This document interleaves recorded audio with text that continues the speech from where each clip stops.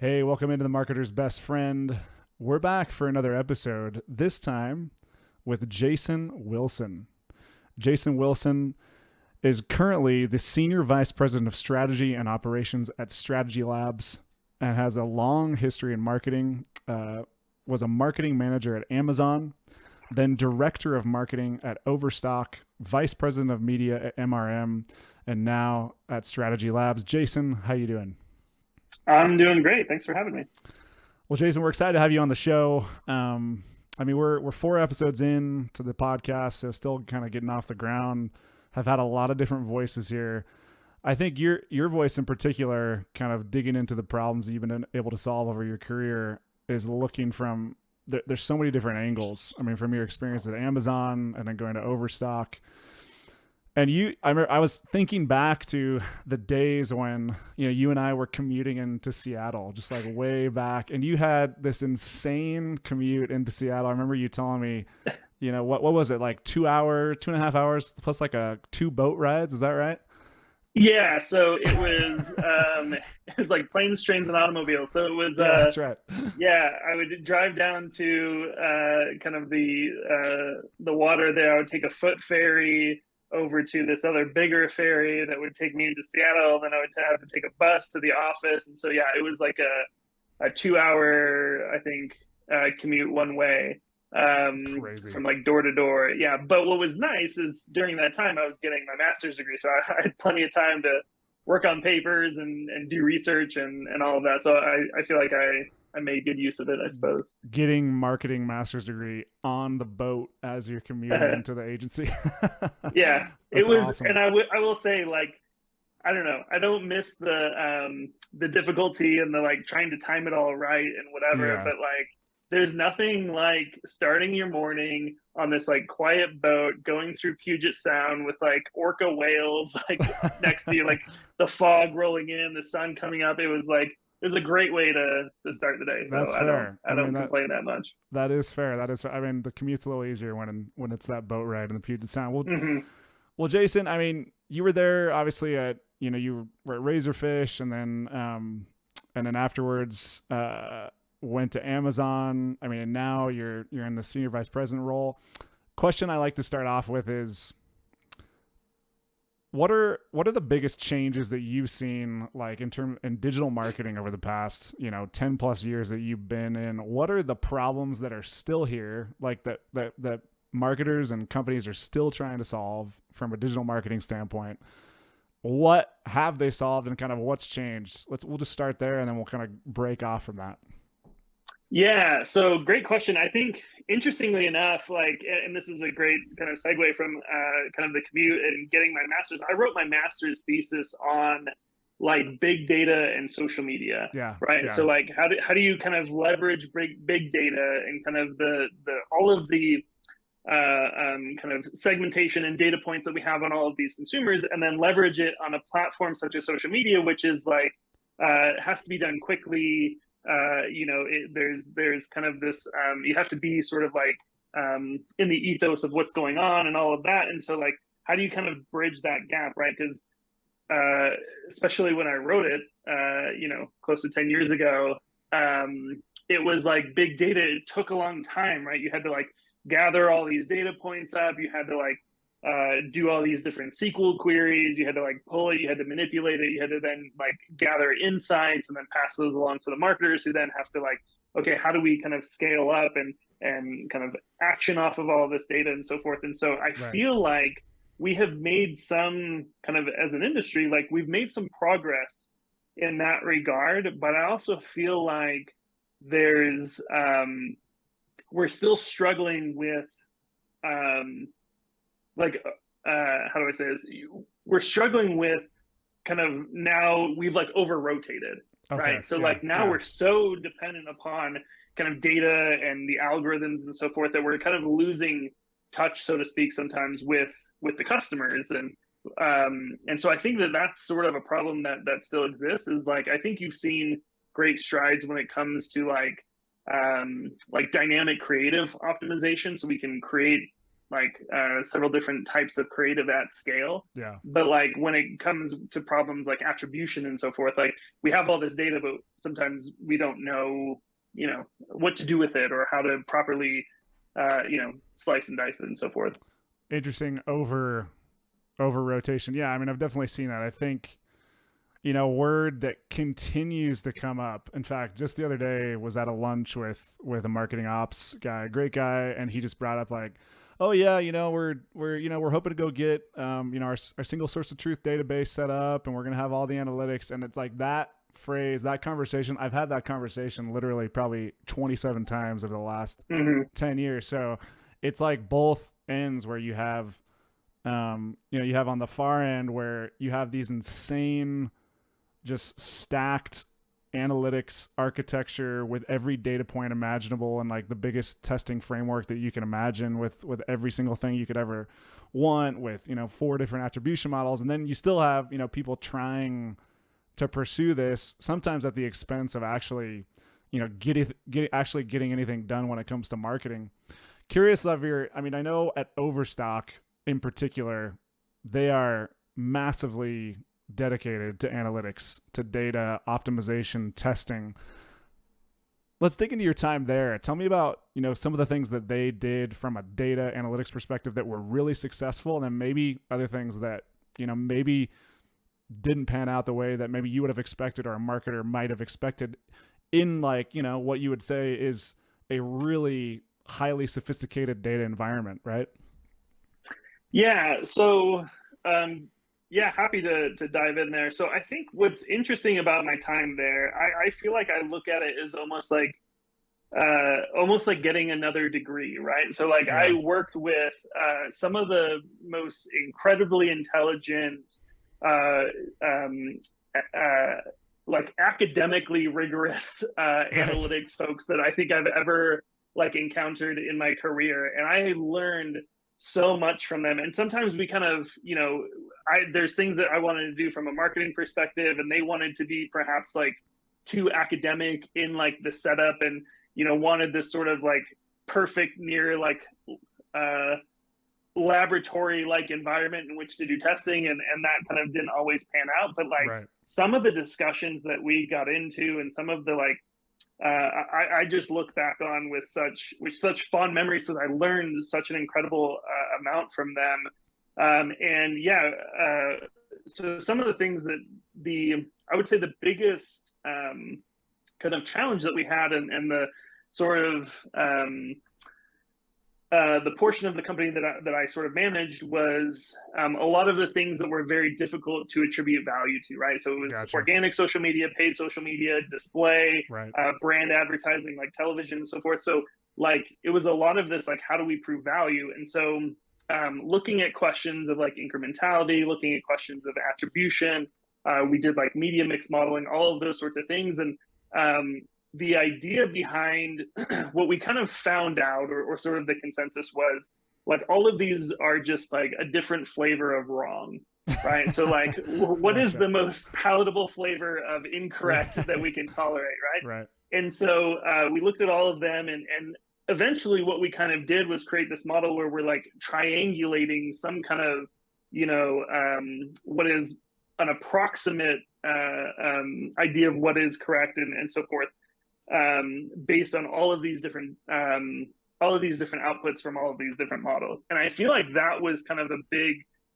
pivotal moment in kind of how we took a look at marketing, was not necessarily having this single source of truth, but rather like, doing incrementality tests, having an attribution partner, having a media mix model, having sort of an internal kind of last click attribution model, bringing all of these things together, and then creating a kind of joint consensus and triangulation of where the approximate performance is of the company. And I think that was tremendously helpful.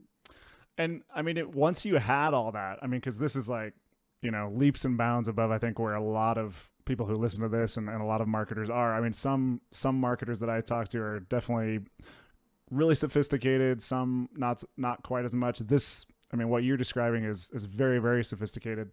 what actions or what advantages were you able to take once you had that in place and you kind of come to those conclusions? Like, what tangible value from a marketing standpoint were you able to gather from that? Yeah, what it allowed us to do, I don't know if it necessarily was like we found some kind of massive epiphany, right? Or like some Right. cohort that we were like, oh, we were neglecting this cohort and let us go market to them or something like that. But what it opened up was a lot more latitude in channels that were otherwise very difficult to sort of attribute value to, Yeah. right? So things like television, things like social, like it allowed us, it gave us a model to say like, look, leadership and finance and so forth, like here's our way to say like this works. And it gave them almost this like, you know, it was like a comfort blanket for them, right? Where they're like, okay, this helps us sleep at night. And so like, yes, you can go kind of go do what you need to do from a marketing perspective. And so that I think was the real tremendous value. Was it wasn't like we didn't have to constantly sing for our supper in order to kind of get get the programs and the campaigns and the marketing initiatives out the door like we used to. So that was, I think, a big sort of step function change for the organization. So measure the ability to measure impact, I guess, through a lot of different ways. Like it wasn't one silver bullet, right? Mm-hmm. Gotcha. For sure. And I think it was sort of like making sure that each of them, there's the old kind of saying like, you don't want to measure kind of the effectiveness of a fish. What's the saying? Like a fish's ability to climb a tree, or a monkey's ability to breathe underwater, right? So like, and I think that that's where we were looking at, this sort of like one size fits all kind of model. And I feel like it was leaving a lot of these channels cold, right? Particularly social and brand advertising and television and so forth. And so that's where it sort of, like I said, it allowed us the latitude to kind of get into some more interesting things that were otherwise very difficult to measure. Yeah, that's awesome. No, I love that. I mean, no, I think there's still to this day the conversation that I continue to see it on LinkedIn, and there's been some dissent voices, especially like in the B2B space when it comes to attribution, right? And the conversation around that. I think the example you just gave and your story you just walked us through is awesome for people to see, because that level of sophistication, when you really do you've got all the attribution model, I mean, you have everything in place, it's still just a signal that's giving you direction so you can go make some better decisions. It's not this silver bullet that's like dramatically, it's not revealing every single thing, it's not the marketer's dream that's going to make their life like so incredibly easy. So no, I love to hear that. What changes have you, I mean, you've now since obviously moved on from Overstock, maybe moved to some, I would guess, if I had to take a guess, I'm guessing probably a little bit less sophisticated, knowing the sheer volume of analytical and data science resources that Overstock has. How has your approach changed as you moved into new roles? Like, how have you adapted, or how have you, kind of looking back at your time at Overstock, how have you changed or adjusted, or how are you thinking about things now today? Yeah. So I think it's kind of fun, to be honest, because I feel like I had such a, for lack of a better term, like a world-class education in some of this stuff during my time. And I would say even during my time at Amazon as well, where like now it's really fun because I get to bring that to bear, and bring those kind of insights and these methodologies and so forth to a more broad set of clients, right? And so like I get to help them, and it's really fun to have these conversations and do kind of dive into some of these conversations and help them. And I think what's interesting as well is that some of this technology, when it comes to like incrementality testing and attribution in particular, the barrier to entry is so low that like it's starting to open up like beyond just sort of these massive kind of big enterprise clients like Amazon and Overstock, where like a lot of the sort of even mid-tier businesses can start dabbling and have these conversations and start putting together these models, and again, opening up more kind of opportunity for them to expand their marketing efforts and so forth. And so I think it's a really interesting time. And I think what is also interesting is I think a lot of you mentioned kind of the attribution conversations on LinkedIn and some of the naysayers and so forth. I feel like people are kind of what's the word I'm looking for? Kind of growing cold, right, with this conversation of attribution. And I think what that is helping is some of these, you know, mid-tier businesses kind of learn from these mistakes, or kind of over rotating and investing a ton into these, you know, big measurement partners when they really don't necessarily need to do that, you know, kind of diving into the data they have, and, you know, having good enough be good enough is really leading them to making some like real impactful decisions in their business. Yeah. I mean, it's not the sexiest answer that people want to hear. I feel like it's always all extremes. It's like, get rid of it 100%. It's dead. Like, it's completely broken. It's like, no, not real. I mean, it's a signal like everything else. It's a signal that you can use that can provide some value, but at the same time, it's also not a silver bullet that's going to change your life.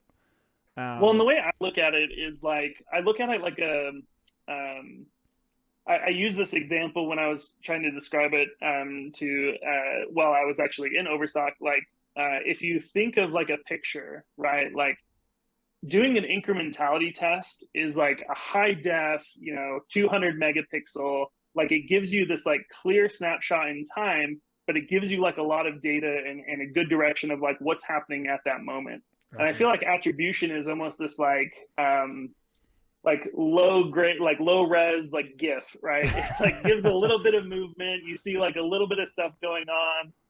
It's not as crisp and clear, but you can kind of see like directionally like how things are going, or like what you might be looking at. And so I think that's sort of the perspective like that you should have, is like, look, attribution should be kind of this like guardrail. Like, we don't want to, you know, it's not a great model perhaps, but it like keeps us on, you know, the path that we think we want our business to go, and gives us general kind of, you know, finger to the wind understanding of our marketing performance. But like, incrementality usually gives you like, okay, this is a lot more precise measurement of our effectiveness.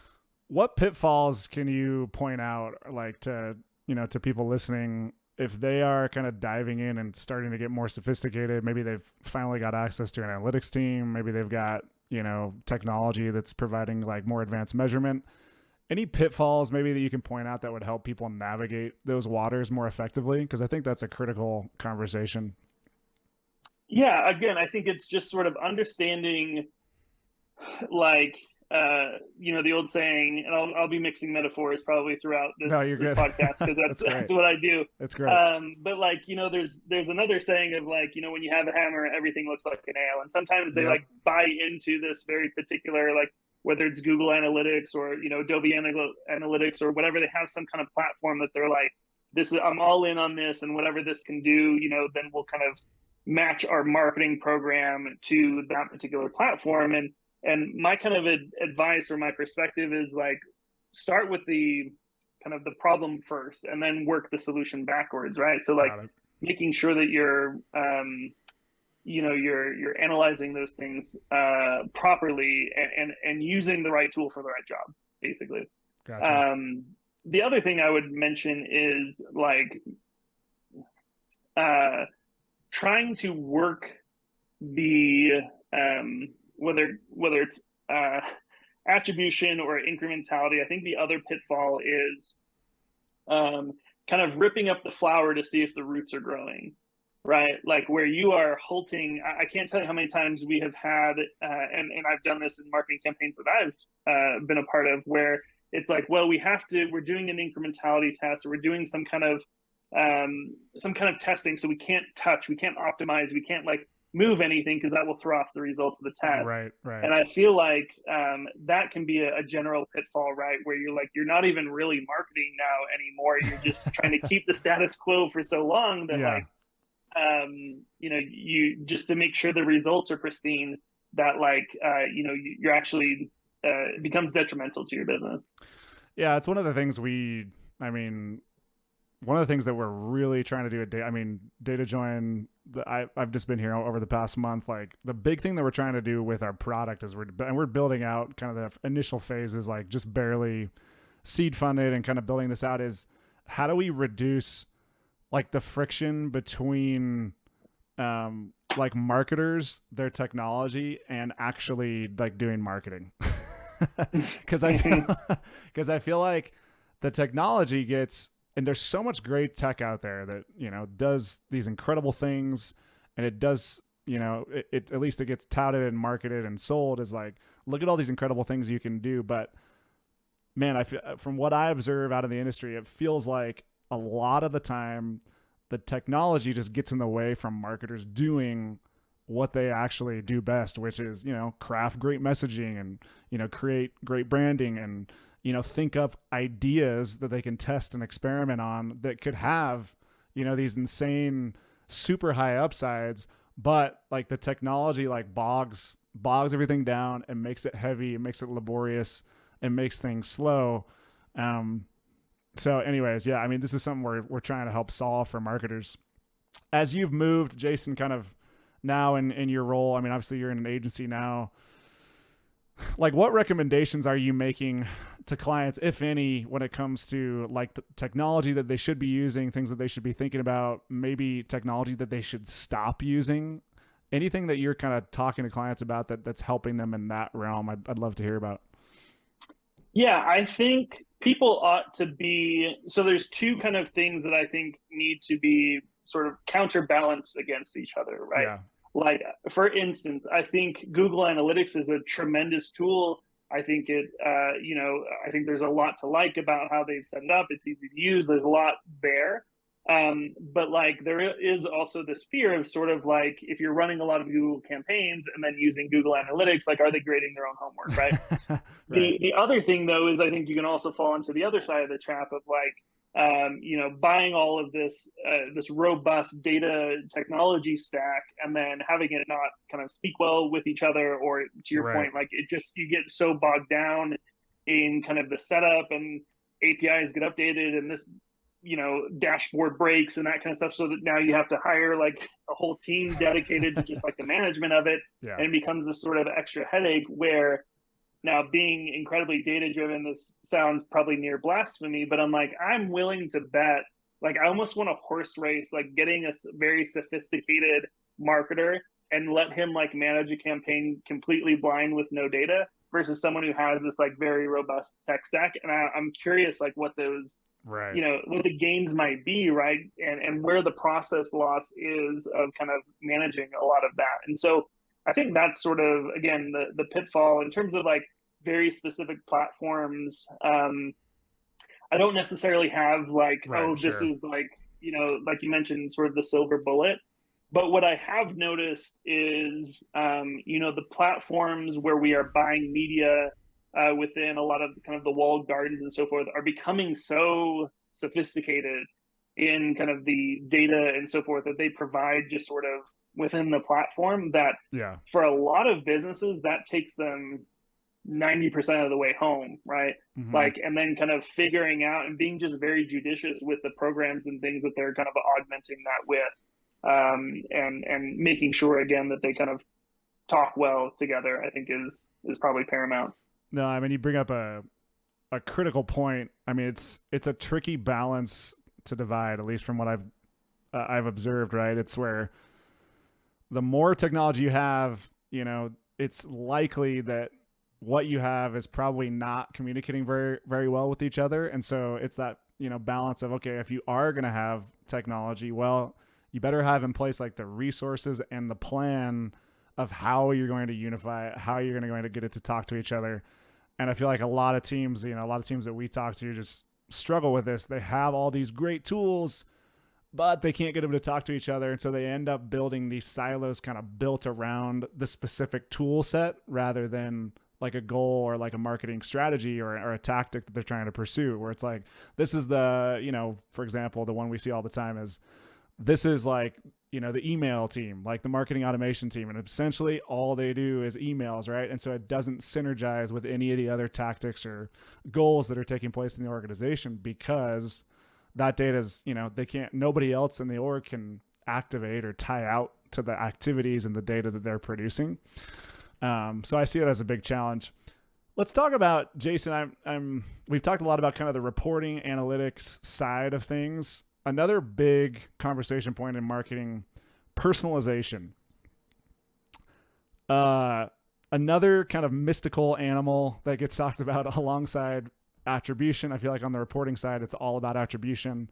On the activation side, it's all about personalization, individualizing every single piece of content, every engagement. Help us parse the truth. I mean, I think your experience, what are brands, or what have you been able to do, truthfully, practically, when it comes to personalization, segmentation? What have you found that actually works, and what's kind of realistic for marketers to pursue when it comes to personalization? Yeah, great question. So I have looked at several different kind of quote unquote personalization tools. Yeah. And I have, there's something that I've kind of, a framework that I've sort of put together, particularly when it comes to personalization, when I was at Overstock, and it's something I affectionately refer to, and I need to wordsmith this or workshop it a little bit, but the 4 I's of personalization. Okay, love it. Right. So they're identity, intent, interest, and intelligence. And so my kind of perspective is, whenever I'm looking at some kind of personalization solution, and including both Facebook and Google, like, I'm looking at it in the lens of that framework, right? So like, what is the identity data that they have? And arguably, like, Facebook and Google probably have the best ID graphs like out there. Because if you're going to personalize, you have to know who you're personalizing to. You have to know who the person is in order to first personalize. So like, how robust is the identity graph? And then 2 is intent, right? Like, what intent signals are they using to figure out like how they're personalizing? Again, I think Facebook and Google, like, searching in Google is near like perfect intent, right? You know exactly what the user is looking for. And so like, what kind of intent signals do they have? The 3rd is interest, right? And I think that is like similar to intent, but like, how are you making like the messaging interesting, right? Like, how are you piquing their interest based on their identity and their intent? And then the last is intelligence, and like, what kind of machine learning and AI and whatever are you using to kind of augment those other 3, and how are you improving those other 3? And so that's kind of when I look at the different solutions, when I look at the different kind of products out there in the market, it's like, it's that framework that I'm looking to analyze that. I know that there's a lot of, the other thing I would say is, it depends in terms of like how effective those are. It depends on your end goal. I feel like a lot of, I've run like a lot of lead gen campaigns and things like that. Very difficult in terms of personalization. I think when it comes to like retail and e-commerce, I think that they've got a lot of that personalization. A lot of the programs, a lot of the folks I've worked with, a lot of the technology, I think they've got that down pretty well. And so I think that, again, it's one of those things. It's not like a one size fits all. Yeah. No, that's a great point. I mean, I think, my last job before this, I worked with Franklin Sports, and they're obviously like have a big direct consumer arm, and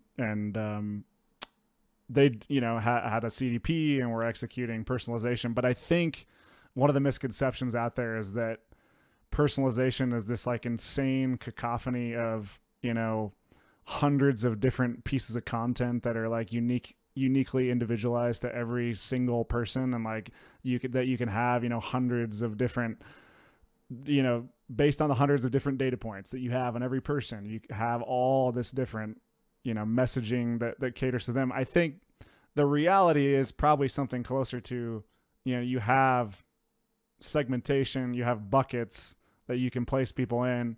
And then depending on how much content your team can create, there's that like effort and amount of work that goes into that from a marketing standpoint. If you can line those up, and then you kind of use data to line those up with the content that you're able to create.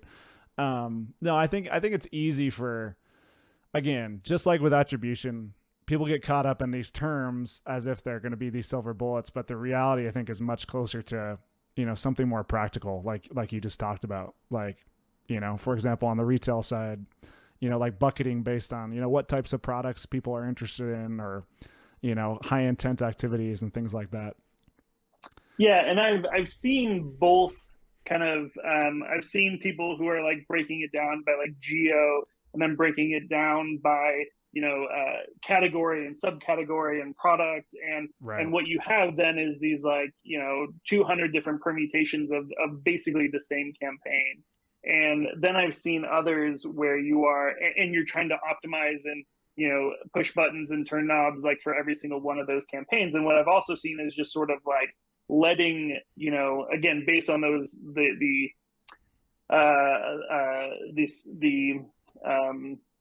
what's the word I'm looking for, kind of the sophistication of Yeah. those sort of four areas of the Right. product that you're using.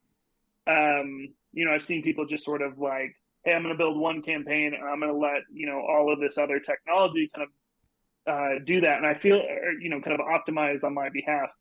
And I feel like I've seen much more success in the latter, right? Where you're not trying to force function a lot of stuff. You're letting the machine learning, you're letting the AI and so forth kind of make a lot of that decisioning.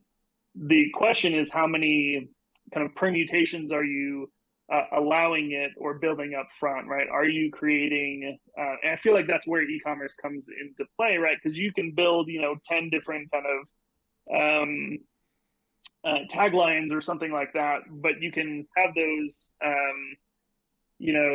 featuring your Right. entire catalog, right? So Right. then you're now creating 10,000 different permutations of the ad that you can, then it does allow it to personalize and so forth. And so yeah, but again, I've seen other kind of, it might be like a lead gen or a B2B where it's like that kind of stuff, it breaks down or it's not as effective.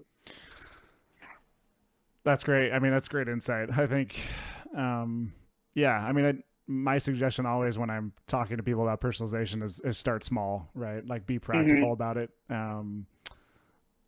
Like be practical, and you can really only personalize to the extent that you can create content that you can personalize with. Right, So, right. um, Yeah, hire a lot of designers. That's yeah, I mean, if my you two got a cents. If you want to personalize, if you've got a design army, like that's kind of step one. yeah, So, yeah, yeah. um, Jason, what are some of the biggest? And I think we can end on this conversation. What are some of the biggest marketing challenges that you see? Kind of are the biggest. What are the things that keep you up at night as a marketer? What are the things that still kind of bother you, or problems that are out there kind of in the industry that you think about a lot, or kind of that you're passionate about and trying to figure out how to solve? Anything that you could share, like in that, I think we've heard some different perspectives on the show. I would love to get your perspective on kind of what are the big issues, and any thoughts on maybe how to solve those, or thoughts on potential solutions. Yeah, great question. So I think that I would say perhaps twofold. I think number one is like just kind of getting back to the agency side. Obviously, a lot of kind of my career was spent in like paid and organic social and so Right. forth, and looking at a lot of these as I'm kind of talking to sort of local and medium-sized businesses, just kind of understanding a lot of the I'm trying to say this in a tactful way, but like there's so many like snake oil salesmen out there kind of Gotcha. selling a lot of like social and TikTok and that kind of stuff. And you see a lot of folks who are like, really concerned about their business. They want to drive it forward or whatever, but they just don't know what they don't know. And kind of seeing a lot of that, a lot of folks kind of, or they've been taken advantage of or whatever. And so Right. I think Right. that that's something that I don't know, not like I was in an ivory tower kind of, No. previously, but just like not being kind of exposed to that. And that's sort of something that is, at least somewhat troubling. And again, I don't know what the solution is of that other than things like this, right? Podcasts and, YouTube videos and so forth, like The getting education. kind of the word out or educating some of these folks to kind of help them sort of differentiate And you're between and those you're things. speaking to the specific issue of like, there's so many agencies out there that Yeah. they'll just go, oh, I need to be on TikTok, or I need to be on LinkedIn, and they'll just throw crap on the wall and kind of see what sticks. Like they don't really know what they're doing, but they're taking advantage of the wave. Right. Or rather, even like, it's I'm a, mom and pop shop. I'm a plumber. I've got like 10 locations, Yeah. Yeah. whatever. And I know that I should be on TikTok because, my teenage daughters tell me I should. Right. And so, like, let me go try this out and let me give, some agency $10,000 to do Gotcha. it. And like with Yep. no metrics or KPIs or anything like that, it's just 100%. kind of, yeah. And so that I think is, again, something that I'm generally in the sort of marketing industry that I'm seeing that is sort of keeping me up at night. But I would say from a business perspective as well, so one of the challenges is, again, kind of in terms of kind of attribution and some of those lines, is like making sure that we are, how do I say this? So, in attribution, I think the mistake that's made it is trying to bring, like, getting a sale and then trying to bring forward the kind of the touch points that affected that sale. Yeah. And I think the better approach, or the thing that we are kind of working through, or hopefully what we're trying to influence as an industry, is like doing it the opposite way and saying like, okay, if this is your sale, like, let's move it upwards towards the leading indicator so that you can price more appropriately the click that you need, or the visit to your website, or the add to cart, or the Gotcha. whatever, so you can like figure out the customer journey and then price or assign value to those actions that are more meaningful, rather than try to figure it all out at the end. And so that's, again, something that we're trying to lead the charge on, and work really closely with our partners on. That's super interesting. No, I love that perspective of kind of extracting. I mean, I think to your point, a lot of marketers, a lot of teams out there are thinking of like, oh, we need to gather every single touch point, like you said, up to the sale, instead of thinking about, well, what are the specific, it's like you said earlier, the specific tool for the right use case, thinking about, the individual metrics that will determine the success of the various activities that you're doing in the marketing org. So instead of trying to tie every single thing up to, one data point, I don't know, a closed sale or a purchase or whatever, thinking about those activities kind of on their own. And I think we were talking about this earlier, Jason, the Moneyball approach, right? Your on base percentage. I think that's a great analogy for kind of those different activities, just because, the old adage is that there's so much value that marketing provides that lives, that can't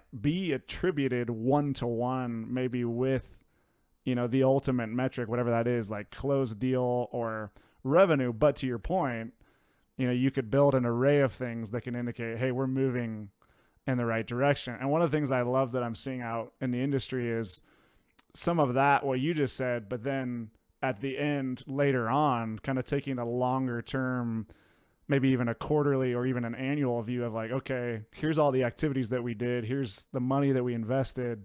Here's how it's impacting the long tail of the business, which I think is just a much, much better, more nuanced way to look at things. So Yeah, 100%.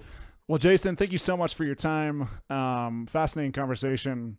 This has been another episode of The Marketer's Best Friend. We're talking every week to people like Jason, experts in marketing technology, and talking to them to help marketers get the maximum value out of tech, out of analytics, out of data. Tune in weekly to hear from more people like Jason. Jason, thank you so much for coming on the show. And to everyone listening, we appreciate you. Thank you so much and have a great day.